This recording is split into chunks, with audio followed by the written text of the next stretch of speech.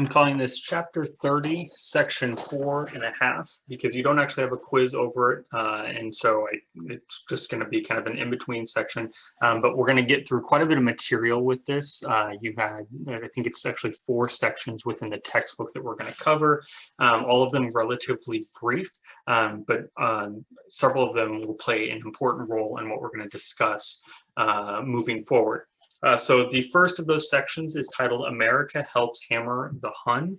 Hun there is in reference to the Germans, so it's a nickname for the Germans. And we are in 1918, and so the United States has declared war, is actively involved in the conflict, and the Germans are pushing forward. So in early 1918, it appears that the Germans could be victorious in World War I. The Allies are under central command of a French guy, French general, French leader, commander, Marshal Foch, and they had been fighting imperfectly coordinated actions, so they weren't necessarily the Allies, that is, all on the same page. And so partly because of that, in May of 1918, the Germans were within 40 miles of Paris, and Paris being the capital of France. It kind of goes, once you capture a country's capital, for all intent and purposes, you have captured that country. And so at this time, you have U.S. troops starting to arrive. So in the middle of the German advance, you have 30,000 U.S. troops landing at Chateau Thierry. And this is a historic moment because this is the first time that U.S. troops are actively engaged in a European conflict. And so, since we become a nation, and throughout the 1800s, we prided ourselves on our isolationism, on our ability to stay out of European affairs. But this marks the end of that. And so with the arrival of U.S. troops and U.S. involvement in the war, both sides are beginning to feel that impact. Obviously, the Allies are feeling the positive impacts, and the Central Powers, primarily the Germans, are starting to feel the negative impacts on their war effort by the U.S. now being involved. And so what we're going to go through over the next couple of points in the next slide is what that U.S. involvement actually looks like. So U.S. troops participate in a counter-offensive in the Second Battle of the Marne. And so the Germans go on the offensive and have some success. A counter-offensive means the Allies are starting to push that back. And so the United States participates in that. And this marks the beginning of the German withdrawal. So we're starting now to push them back. And so at this battle, in September of 1918, you have 9 U.S. divisions join 4 French divisions and push the Germans back. You're talking almost 250,000 U.S. troops. So 243,000 U.S. troops are participating in this. And as more and more troops start to arrive, the United States begin to demand a separate army. So they want to be under their own command. And the Allies do eventually grant this. And so we have the reappearance of John J. Pershing. We talked about him a little bit with the Spanish-American War. We talked about him with the Mexican Revolution. And here we are talking about him again with World War I and the fighting taking place in Europe. And so Pershing is put in charge of American troops who are fighting on an 85-mile long front along the Swiss-French border. And the main battle that they participate in is the Meuse-Argonne Offensive, which lasted 47 days from September 26, 1918 to November 11th, 1918. And we'll come back to that November 11th date. But one of their main goals was to cut the German railroad lines, which were supplying German troops along the Western Front. And over the course of those 47 days, 1.2 million U.S. troops are involved. And they sustain a casualty count. And remember, a casualty is either killed or wounded of 120,000, so about 10% of the troops involved. But despite this casualty count, Allied victory is in sight. And so here we have a map. I recommend you might pause and kind of dissect the previous couple of slides or the notes you've taken, because it, I think, puts some of the fighting into context. But I'll quickly just highlight a few things. So what we've got here, this is obviously Western Europe. So you've got Germany here, France is here, you've got neutral Belgium, the Netherlands, Great Britain's up here, English Channel separating France from Great Britain. And then you can see where these various offenses are taking place. You can see where the different fronts are that took place, but you can see Germany has pushed pretty far into France. And so you can see the United States, once they become involved, begin that push back out of France and eventually back into Germany. And here we mentioned specifically the Germans being 40 miles outside of Paris. And so we can see Paris right here on the map. Again, it's a good map showing different battles and different stages of the conflict during 1918 for the most part, taking place in Europe. And here we just have a chart of the troops that were killed in battle, so you can see the impact that the war had.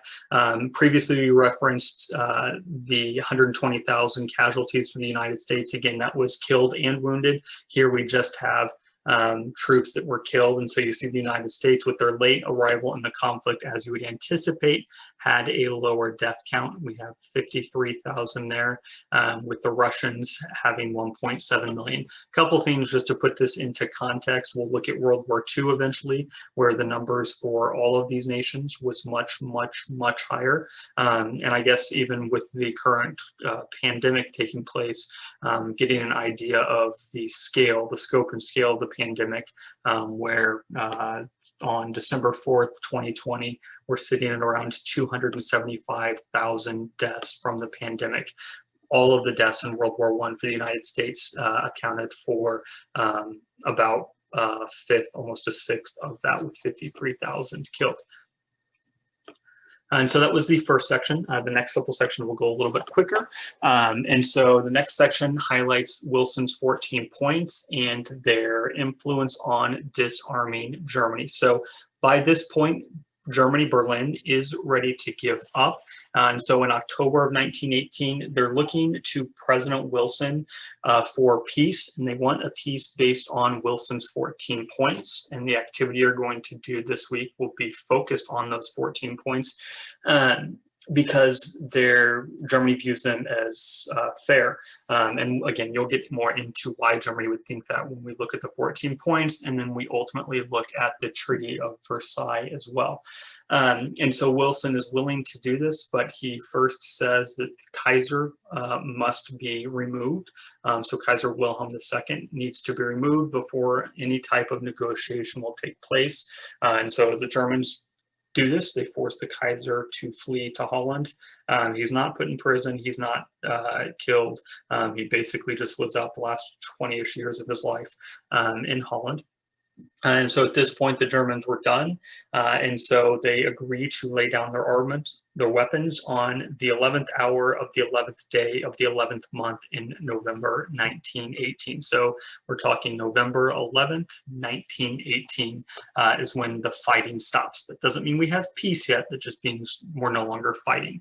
The terms for peace won't come until 1919. And so now that the war is over, we can kind of evaluate the cost of the war. You have 9 million soldiers who are killed. And on a couple previous slides, you can see those counts from various nations involved. 20 million soldiers suffered wounds. And so you're talking about entire generations of mostly Europeans impacted by this conflict. Also, at the same time, you have 30 million people worldwide dying from flu pandemic of 1918 through 1919. Obviously, it's been referenced quite a bit with the pandemic ongoing. And the United States specifically had over 500,000 Americans die from the flu. This is more than 10 times the amount of combat fatalities.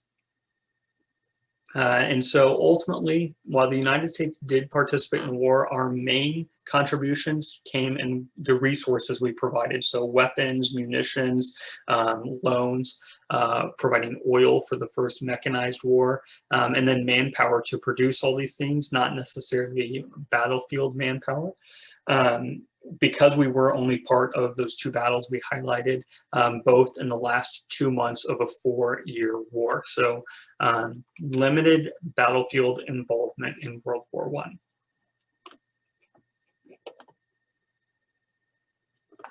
However, it was the prospect, the idea that the United States could continue to provide these troops that demoralized and again eventually pushed the Germans to lay down their weapons. So rather than our actual military performance, it was the fact that we could continue to supply troops that demoralized the Germans. And with the actual fighting, General Pershing actually depended more on the Allies than they depended on him. We were purchasing supplies from Europe instead of shipping them for the United States. And you see some, the textbook highlights fewer than 500 of the artillery weapons used were actually made by the United States. All of the aircraft was from Britain and France. And Britain and France are the ones who transported most of the troops to Europe. And so this term arsenal for democracy will come back up again during World War II, but during World War I, that's not really the role that the US played. All right, so the next section was about Wilson stepping down from Olympus. And Olympus, if you know your mythology, is where the Greek gods supposedly lived. And so the connotation with this title is that Wilson was amongst the gods, but now that he's stepping down, meaning he's no longer going to be viewed as that. And again, that's foreshadowing into what we will see with the peace process. So Wilson, at this time, 1918, 1919, was at the peak of his popularity and power, not just in the United States, but across the world. He is viewed as the moral leader of the world. He had the prestige of victory in World War I and the economic resources of the United States being the mightiest nation on earth. But he has a series of missteps. A lot of them based here in the United States, but they undermined his authority when the peace talks begin. The first one is he calls for a Democratic congressional victory in the off-year election of November 1918. So to provide some context, during the time of war, a lot of the partisan bickering back and forth between Democrats and Republicans disappeared, had subsided. We were all one nation fighting for the same cause. And so Wilson's actually the one who kind of reignites that partisan strife by calling for Democratic congressional victories. And so what happens, and what's the problem with that is the people don't do that. And so voters actually return a Republican majority to Congress.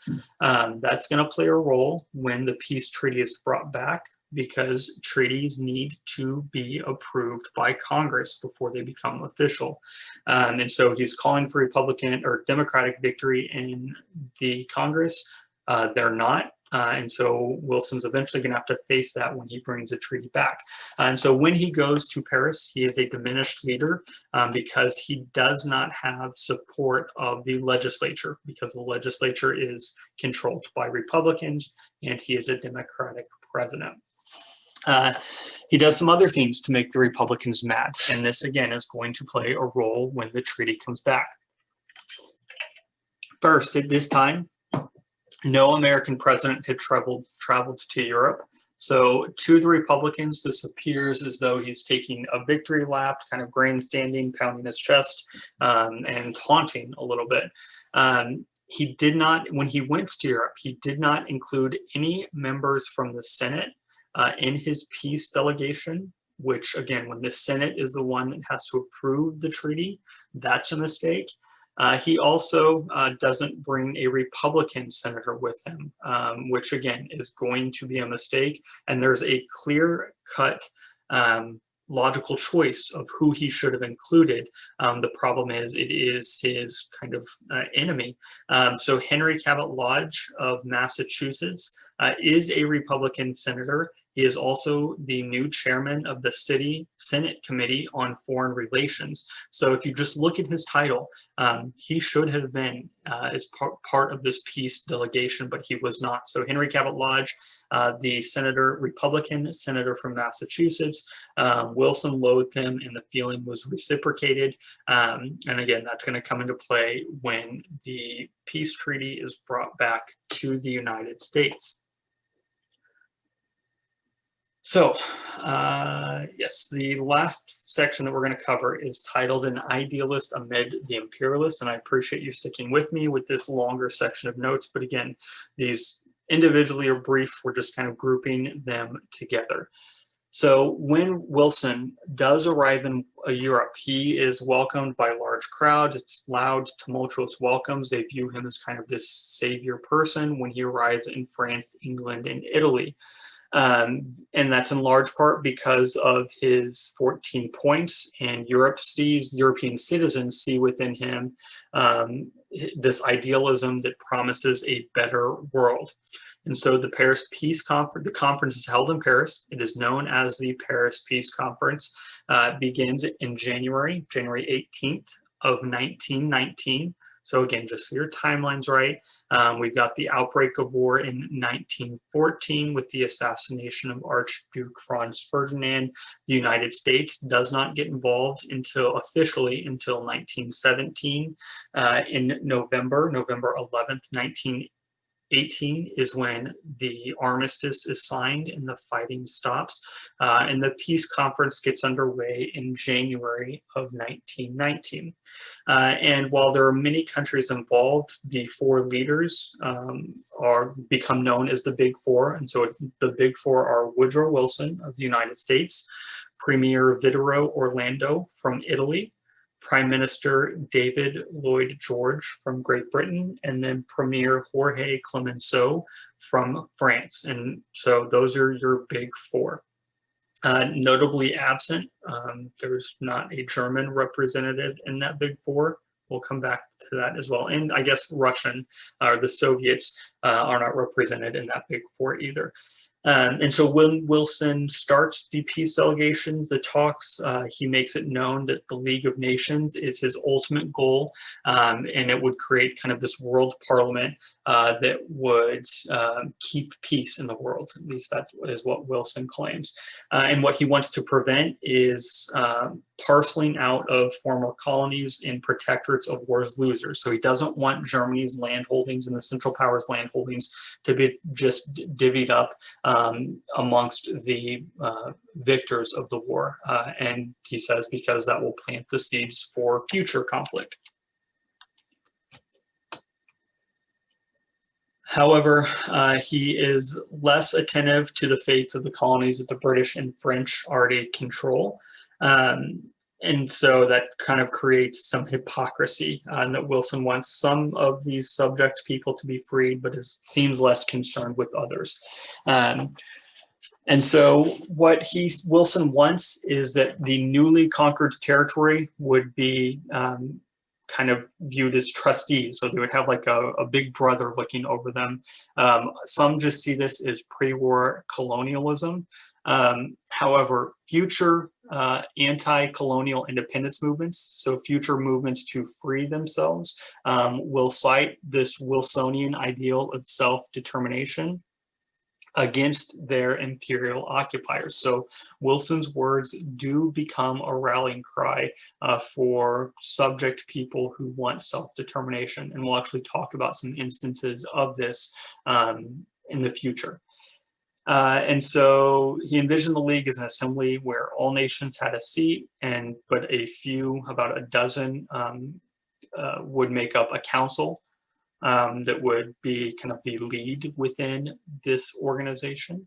And Wilson achieves some degree of victory when the diplomats from the other nations agree to make the League of Nations an integral part of the final peace treaty. And we can see Wilson here arriving in Europe, having flowers thrown in front of him. And this is, actually, I can't tell completely from the picture, but these are a couple of the members of, actually, this might be all of the Big Four now that I look at it, as Wilson arrives. And you, again, can see the girls who are throwing flowers are draped in American flags. And so this is representative of the welcome that Wilson received. That is it for this section of notes.